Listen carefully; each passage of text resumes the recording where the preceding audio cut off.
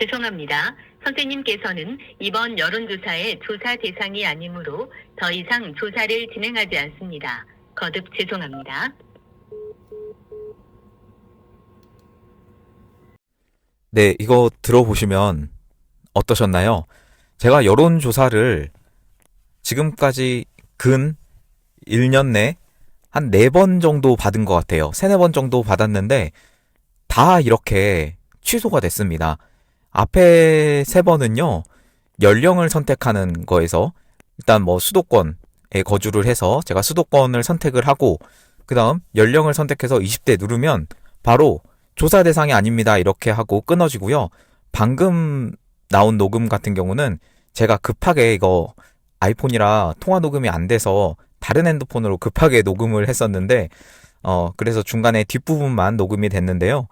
국민의힘 당원이냐고 물어봤어요. 그래서 제가 그 누구를 좀 떨어뜨려야 될 사명이 있기 때문에 누군지 아시죠? 그래서 당원한테 오는 조사인가 보다. 그래서 드디어 내가 여론조사를 하는구나 싶어가지고 네 눌렀죠. 근데 누르자마자 이런 식으로 나오면서 대단히 뭐 죄송하다고 합니다만 조사 대상이 아니라고 또 여론조사를 하지 못했습니다.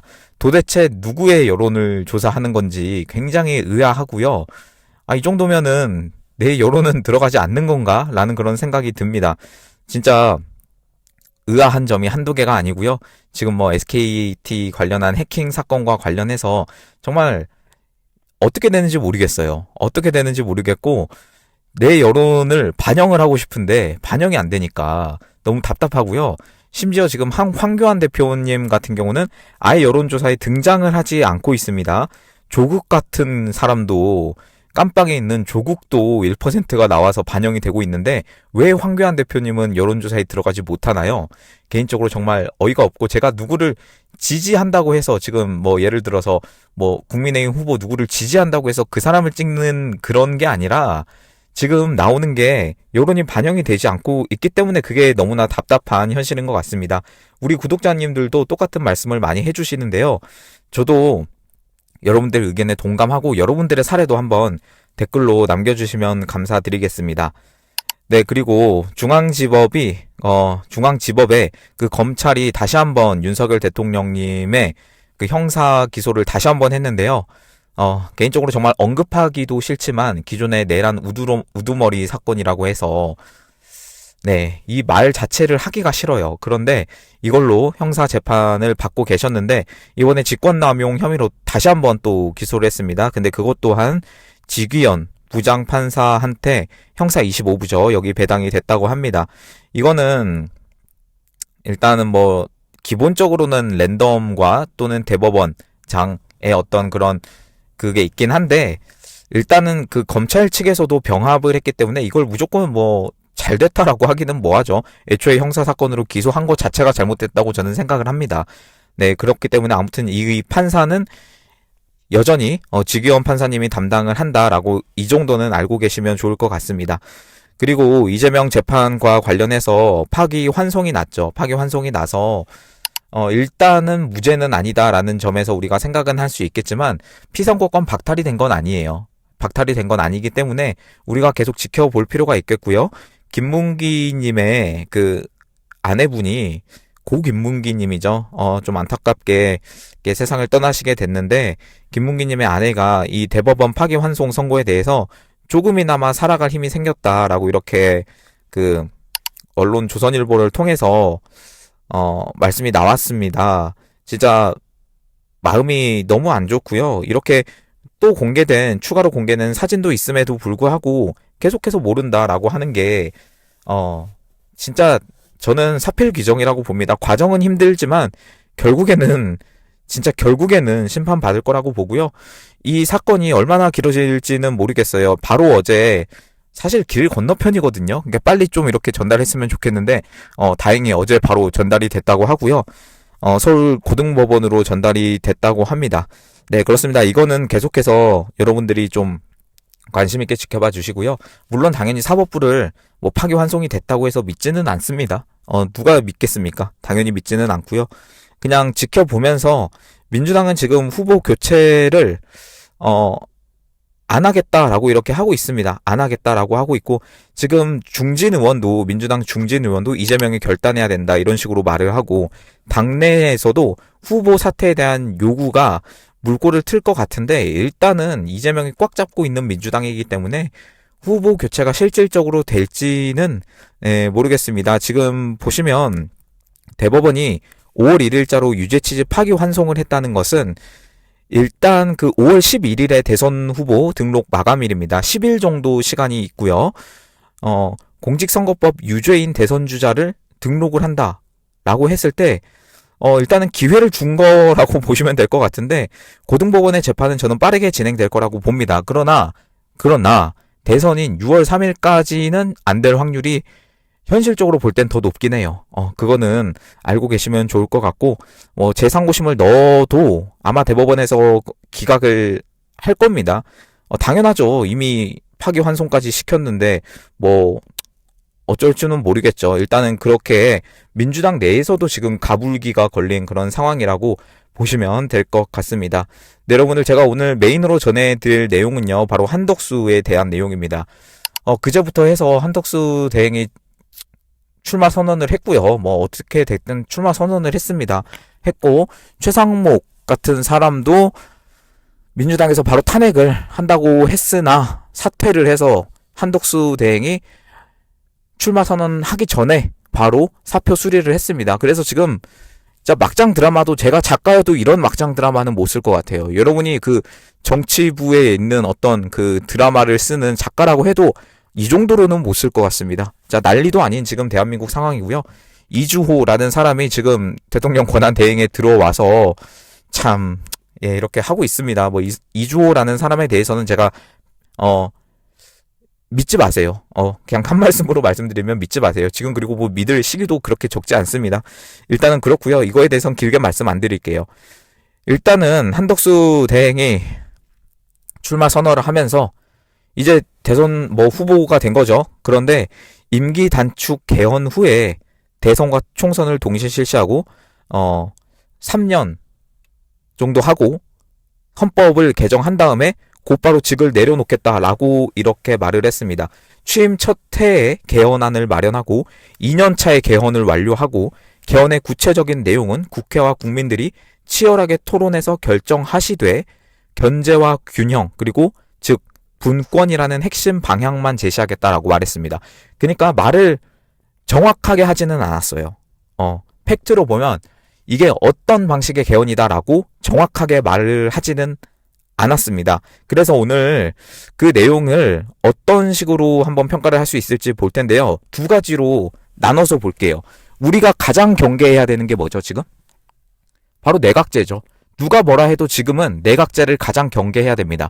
저도 마찬가지입니다. 지금 이승만, 박정희 대통령님이 다시 돌아와서 내각제를 한다고 해도 저는 반대할 거예요. 윤석열 대통령님도 마찬가지고요. 저희는 이제 우파 정신과 가치를 지지하는 사람들 아니겠습니까? 우리가 개딸과 다른 점이 뭐예요? 사람을 무조건 지지하지 않는 거죠. 그렇기 때문에 저는 윤석열 대통령님이 그동안 제시하신 가치를 너무나 공감했고요. 반국가 세력 척결, 그리고 선거에 대한 거, 그리고 제왕적 국회를 조정하겠다라고 하신 그 방향을 지지했습니다. 그렇기 때문에 윤 어게인 외치고 윤석열 대통령님을 지지한 거죠. 윤석열 대통령님이 지지하신 방향은 그겁니다. 제시하신 방향은 그거예요. 그런데 과연 한덕수 총리가, 이제 총리가 아니죠, 한덕수라는 사람이 제시한 방향은 어떤 건지 한번 두 가지 주장이 있는데요. 내각제적인 방향인지, 그리고 반내각제적인 방향의 개헌인지. 저도 개헌 자체는 동의해요. 왜냐하면 지금 87, 9시대적인 헌법이 너무나 우리나라를 좀먹고 있고, 계속해서 이어지는 탄핵과 국회의 입법 독재, 너무나 큰 이 국회 권력이 크기 때문에 이거를 조정하는 개헌이라면 저는 동의합니다. 윤석열 대통령님이 주장하신 것도 그거고요. 그러나 한덕수라는 사람이 나와서 주장한 건 뭐냐? 이거는 솔직히 딱 이거다, 딱 저거다라고 말씀을 드릴 수는 없으나 정황만 보고 여러분들이 좀 판단을 해보시면 좋을 것 같습니다. 네, 먼저 이거 한번 보겠습니다.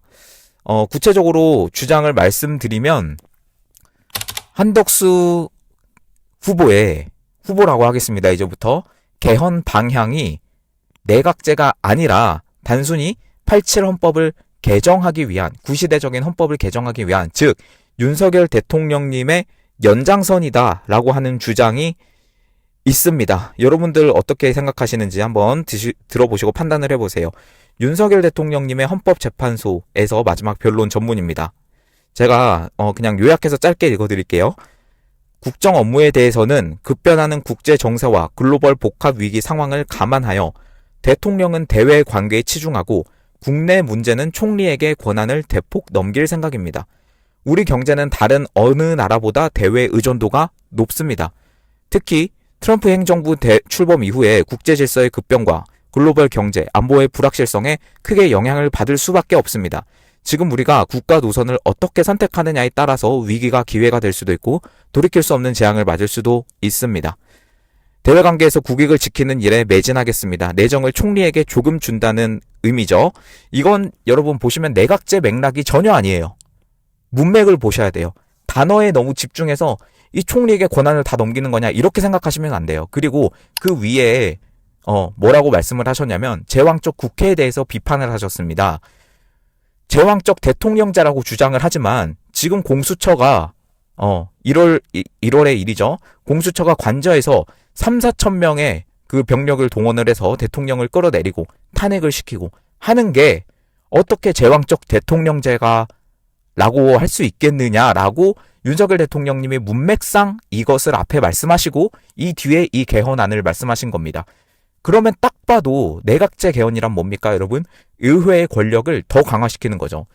총리를 내각, 그러니까 내각이 국회가 내각을 구성하는 거예요. 국회의원들이 장관을 하는 제도입니다. 그래서 총리도 국회에서 선출을 하는 거죠. 이게 바로 내각제입니다. 그러니까 국회의 힘이 더 세지는 거죠. 제왕적 대통령제라는 그 명목하에. 그러나 윤석열 대통령님이 제시하신 개헌안은 그게 아니었다. 오히려 제왕적 대통령제가 아니다. 지금은 제왕적 국회다. 라고 이렇게 말씀하시면서 총리에게 권한을 조금 주되 대통령의 권한은 그대로다. 그리고 대통령이 총리를 임명하는 거에 대해서 다르다라고 하는 거고요. 이게 바로 윤석열 대통령님의 그거고요.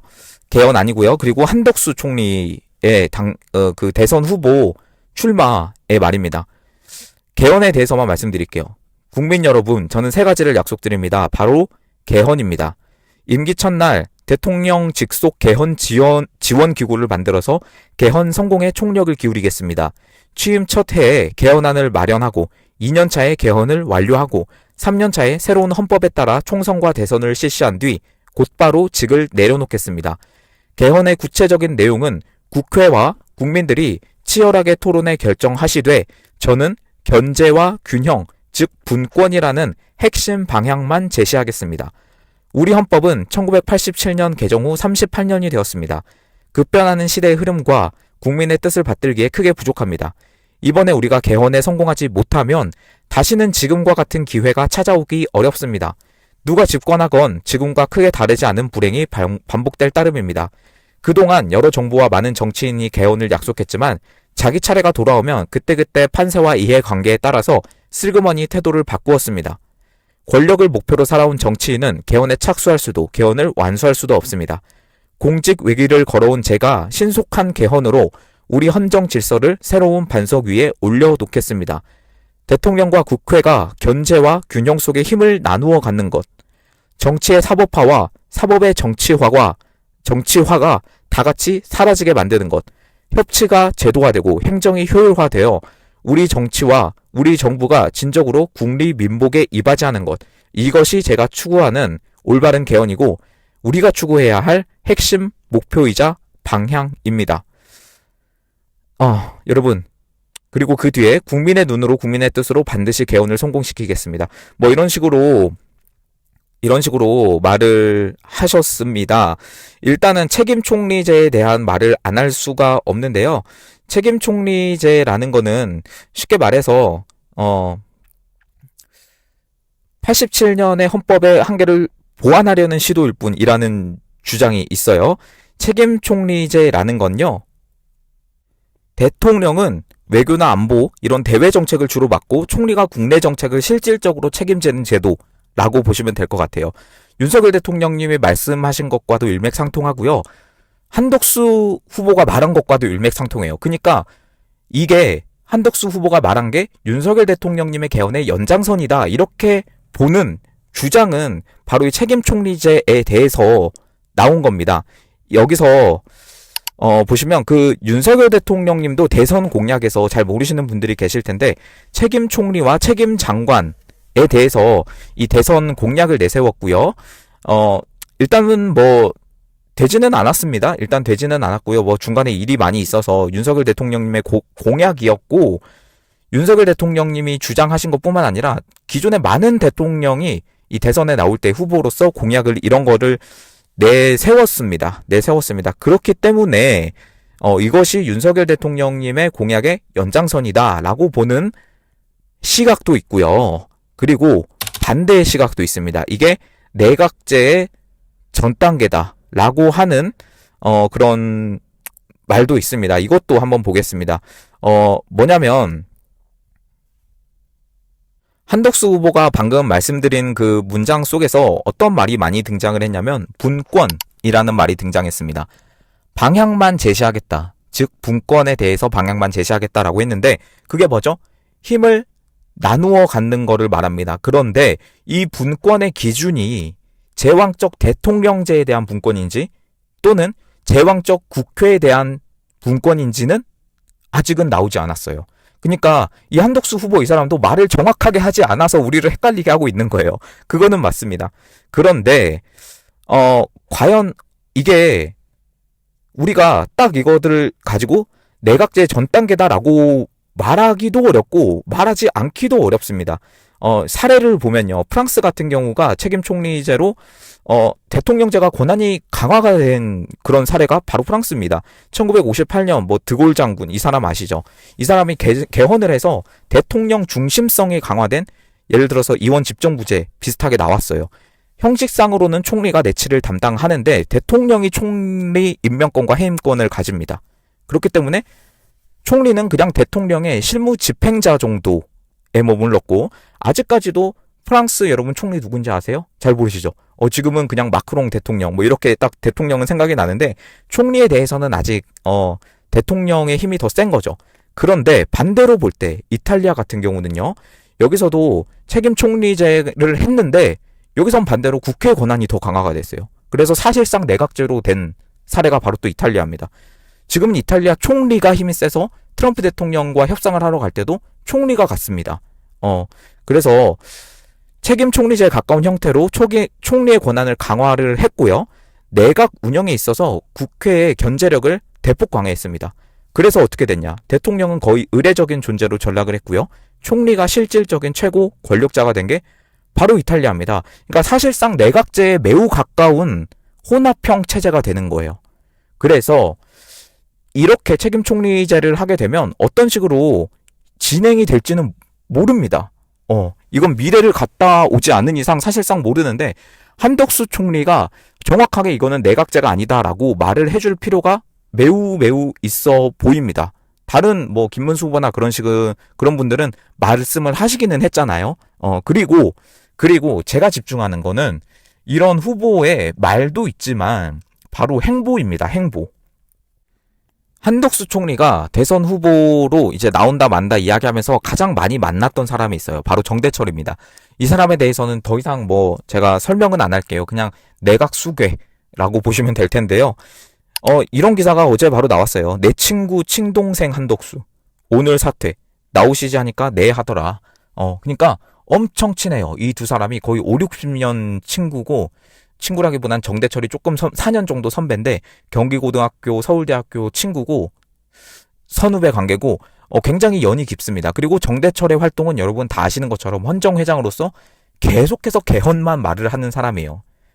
이재명에 대해서도 이재명을 처음에 밀다가 다시 한번 비판한 게 뭐냐면 개헌한다 했다가 안 한다 했더라. 안 한다더라. 뭐 이런 식으로 비판을 했었거든요. 그러니까 진짜 내각제를 반대하고 윤석열 대통령님의 뜻을 잇는다면 이런 사람들과 친하게 지내는 거는 저는 이해가 안 가거든요. 개인적으로는. 누구보다 한덕수 후보가 이 사람과 친하고 잘 안다면 이 사람의 행보 또한 알 거라는 거죠. 그런데 왜 자꾸만 이 사람과의 커넥션이 뉴스에 언론에 나오는지, 그거는 굉장히 의아한 첫 번째 포인트고요. 그리고 두 번째입니다. 이것도 그 문화일보 기사인데요. 한덕수 후보가 이낙연한테 2일에 식사하자 이런 식으로 전화를 했고요. 이낙연은 일단 고사를 했다고 하고, 계엄이나 탄핵이나 뭐 개헌에 대해서, 계엄이나 탄핵이나 개헌에 대해서 입장을 먼저 밝혀야 만난다, 이런 식으로 이낙연은 말을 했습니다. 여러분, 이낙연은 또 어떤 사람이죠? 뭐 민주당 내에서 이제 뭐 축출이라면 축출이 됐지만 새미래 민주당이라는 걸 만들어서 거기에 슬로건이 뭔지 아세요? 탄핵 다음은 개헌입니다. 그런데 왜 이 사람과 또 커넥션이 자꾸 언론에 나오는지, 물론 대선 후보로서 이렇게 좀 끌어안으려고 하는지, 빅텐트로서 반 이재명 빅텐트를 만들려고 하시는지는 모르겠습니다만, 제가 볼 땐요, 정확한 스탠스가 아직 애매해요. 애매합니다. 심지어 여러분들도 의견이 갈리잖아요. 여러분들도 의견이 갈리고, 많은 이렇게 주장하는 사람들도 이 사람의 속이 뭐지? 속내가 도대체 뭐지? 의도가 뭐지?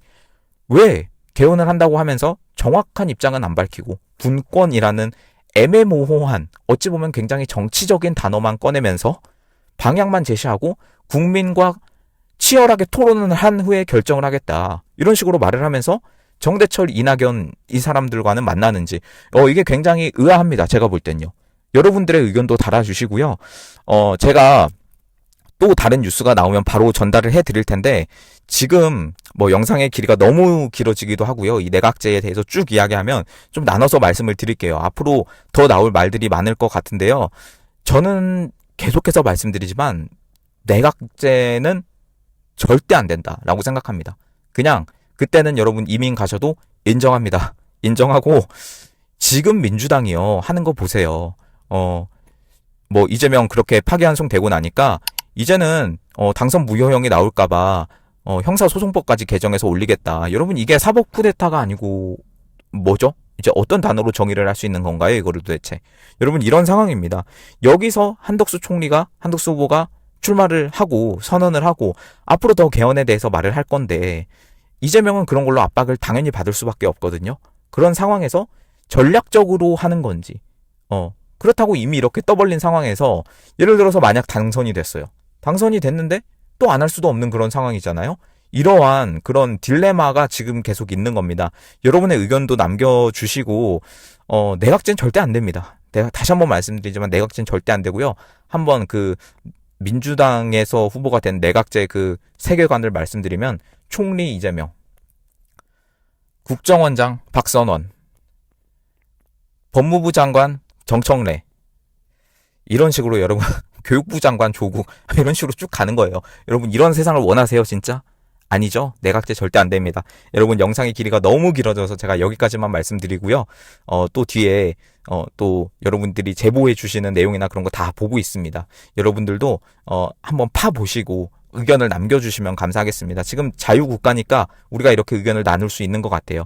여러분, 그리고 계속해서 이 우파 유튜버들에 대해서 알고리즘 탄핵이나 이런 것들이 진행이 되고 있기 때문에 여러분, 제가 고정 댓글로 항상 달아드립니다. 멤버십 가입으로 도움 좀 주시고요. 그리고 계좌로 후원해 주시는 분들 정말 감사드립니다. 그분들 덕분에 이렇게 영상도 만들고 할 수 있는 것 같습니다. 어쨌든 간에 답은 윤어게임밖에 없다라고 저는 생각을 해요. 개인적인 생각입니다. 마지막으로 영상 하단 참고 부탁드리고요. 오늘 방송은 조금 길어졌지만 여기서 마무리하도록 하겠습니다. 네, 감사합니다.